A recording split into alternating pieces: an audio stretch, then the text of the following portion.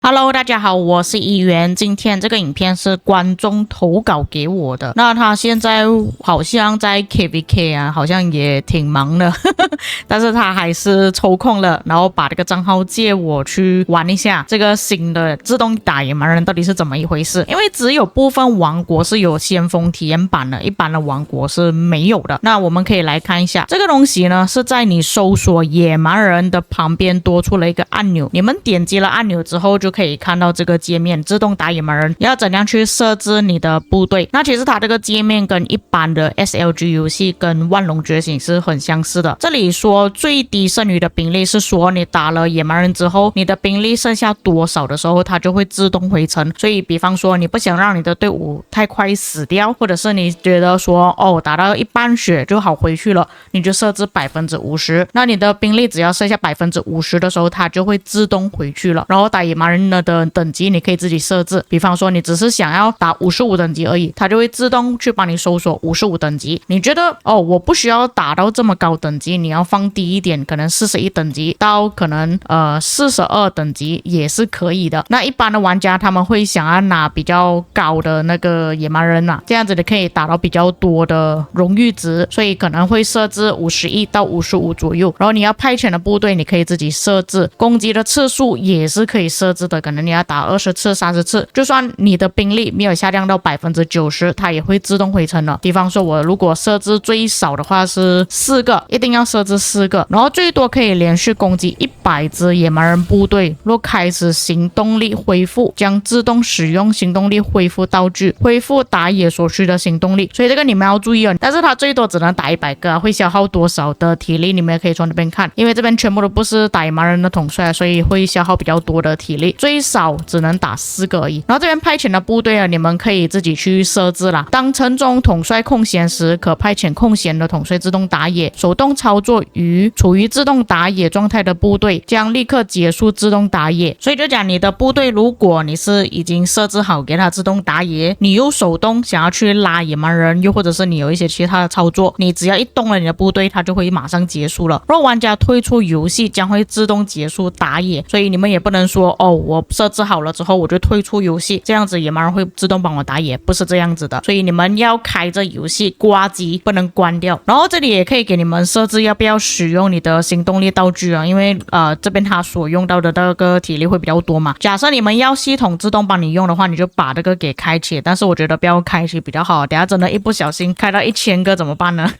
这边要用1万的体力药水啊，这里就会比较浪费一点啊，所以没有什么事情的话最好不要开啦。我也相信一般自动打野的玩家呢，都是让自己的体力用完就没有了。那重点来了，要如何获得这个自动打野的功能呢？这个不是默认的功能来的，而是你需要去购买礼包才会有这个东西。那购买礼包是不是我要额外去花钱还是怎样呢？ OK， 假设说你平时有买月卡的话，其实这个功能已经在月卡里面了，就是说它不是特意多出一个道具栏，多出了一项项目然后让你去买，而是它已经包含在里面了。自动打野，但是你的城市等级一定要7等级以上，自动帮助及聊天内自动翻译功能，以上特殊权限。你看它自动帮我帮助了，你们听到声音吗？你会听到当一声，它就自动帮我帮助了。因为我相信多数玩家应该都会去买月卡的，所以这个功能呢也可以说是已经默认在你们的账号上面就有了，但是小号就没有。我觉得官方它设置这个东西呢是避免很多小号啊，它会自动去打野蛮人啊，然后拿到很多道具之类的，就会送去给我们的大号。如果你们的小号也要这样子的功能呢，就需要去买月卡啦。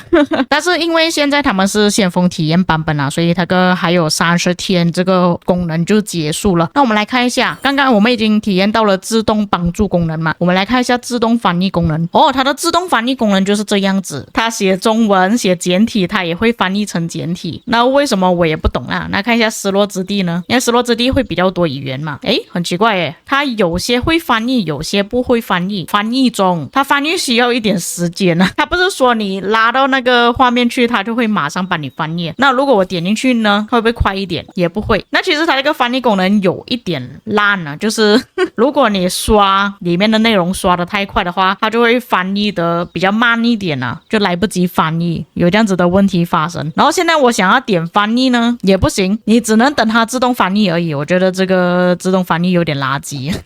反正我现在看不懂这个玩家讲什么东西了，他就有跟我说到这个自动打野其实有一个问题存在，就是它可以马上派出5个部队，它是马上的，看到吗？它速度比我们一个一个队伍派出去还要更快耶！开始，看到吗？它是瞬间派出3队耶，那这个是 bug 还是正常的呢？需要等，看它的速度。跟我们一键点击派出自动打野蛮人的那个速度相差很多诶，这边差不多用了3到5秒左右吧。然后我再使用那个自动打野蛮人，开始1秒没了。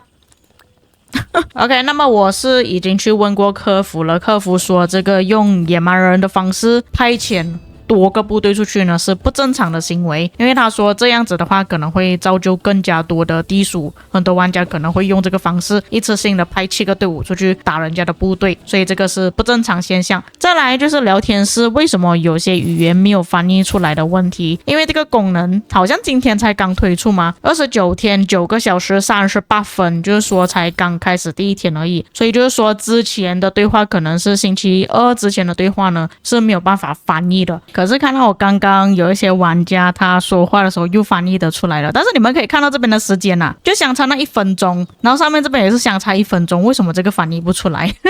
下面他刚刚写的就可以翻译得出来。像那个你看它马上弹出来的就可以马上翻译，比较起来就是有时候能翻译有时候不能翻译，我真的需要翻译的时候我又点不了自己手动翻译，我是觉得说还不如用回以前手动的方式去点击翻译，这样子自动的翻译并没有比较好。那比较正常的功能是自动帮助吧，它可以说累计帮助了多少，然后剩余的时间有多少，这个对于我们打仗的时候其实还蛮方便的，但是是帮助到你的队友而已，不是帮助你自己啊，因为你帮助别人其实你是拿不到任何的好处的。其实这个也不算强制性啦，因为我说实话啦，多数玩家应该都是会去买月卡吧，这个相当于给那些平时有买月卡的玩家多一个功能而已，你们要用可以用，不要用也可以的。因为我觉得不会有这么多玩家会去使用这个功能吧，除了自动帮助跟自动翻译之外，它自动帮你打野蛮人，但是是使用多个部队，一般玩家应该不会这么去消耗自己的体力，除非是说你自己的账号是真的非常不活跃，然后你又没有这么多时间去慢慢5个队伍或者是7个队伍打野蛮人的话，你可能就会使用这个功能去打野蛮人，否则你这样子6个队伍7个队伍去打野蛮人是很消耗体力的。我还是坚信多数玩家还是会使用拉野蛮人的方式去打野蛮人，这个可能只是你日常需要完成一些活动，或者是你想要消耗你面板上的一些体力的时候才会用到这个功能而已。那就是这样子啦，至于各位看了之后有什么感想呢？也是特别感谢这位观众啦，多拉奖 Dora， 他借了这个账号给我去体验一下这个新版的自动打野蛮人、自动帮助、自动翻译的功能到底是怎么样的。如果还有一些什么遗漏啊、错误的地方，各位可以在评论区帮我补充。我们下个影片再见。